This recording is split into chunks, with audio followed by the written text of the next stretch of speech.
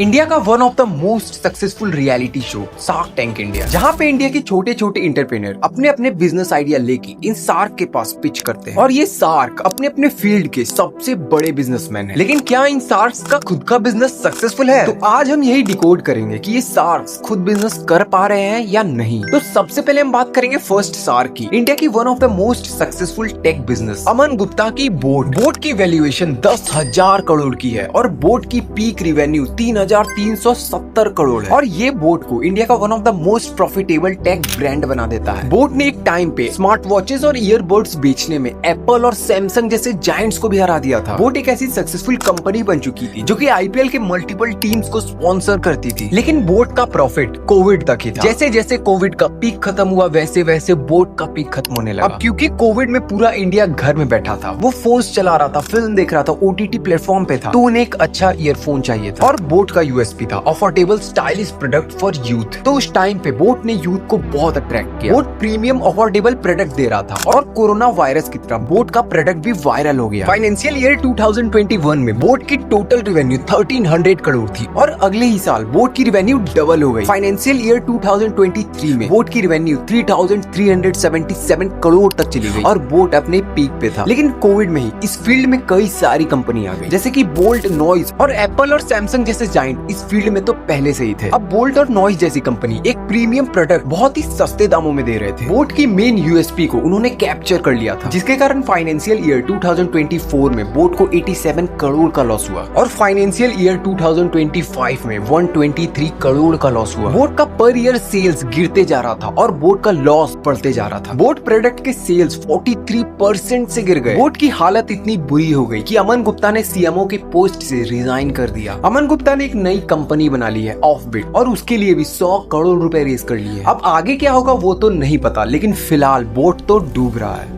Boat तो अब Titanic बन चुका है। हम तो अभी बहुत ही टाइटैनिक तो डूब गया।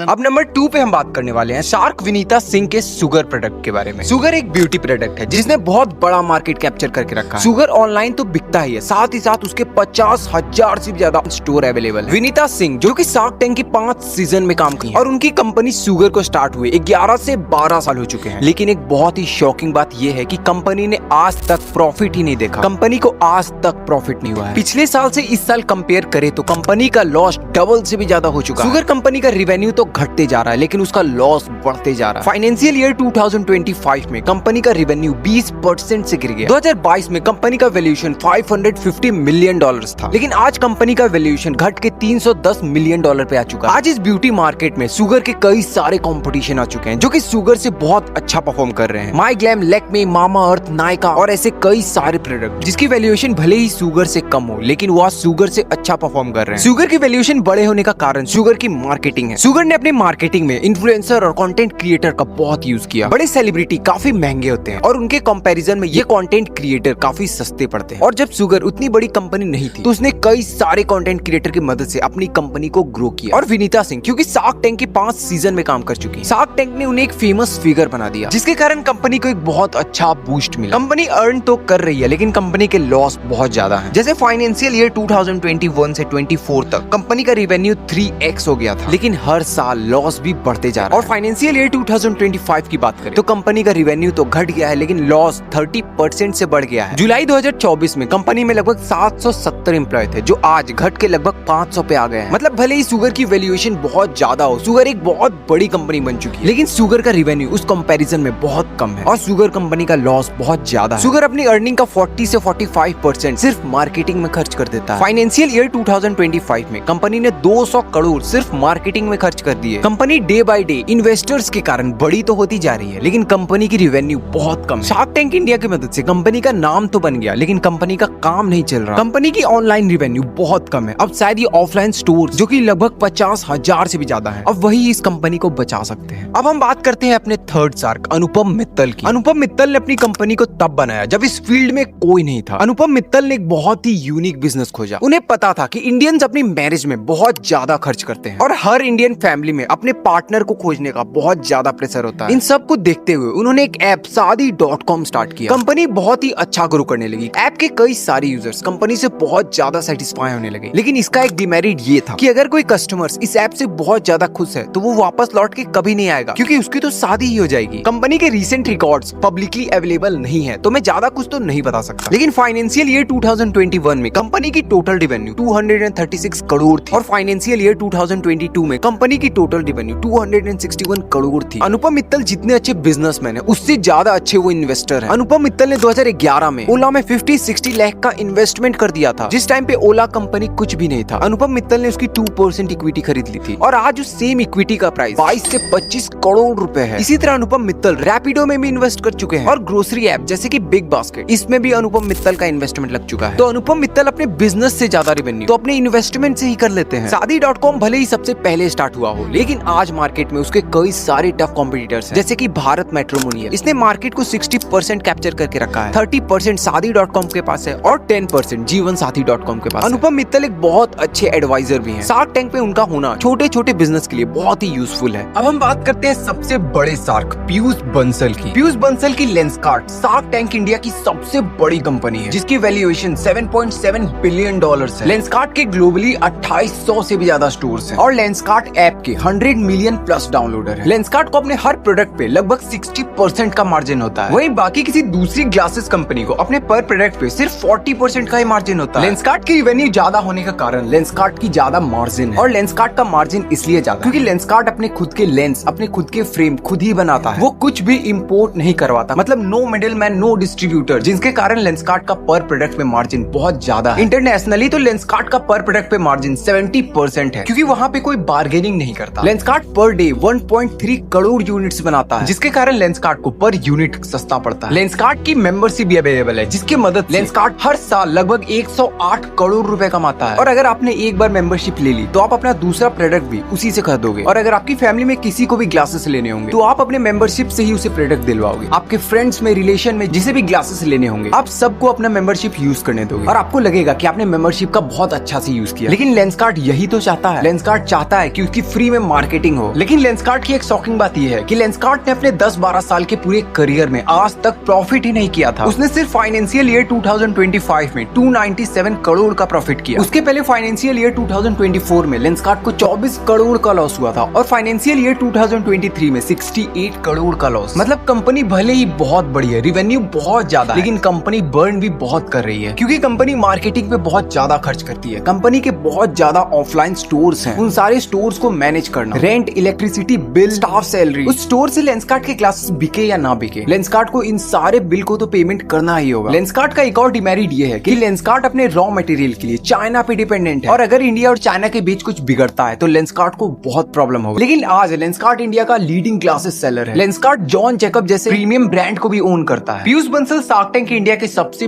बड़े शार्क हैं और शार्क टैंक इंडिया ने इनके प्रोडक्ट की मार्केटिंग में बहुत हेल्प की। इस वीडियो का पार्ट 2 चाहिए और बाकी शार्क्स के बारे में जानना है तो कमेंट जरूर कीजिएगा। वीडियो अच्छा लगा तो वीडियो को लाइक और चैनल को सब्सक्राइब जरूर कीजिएगा। Thank you.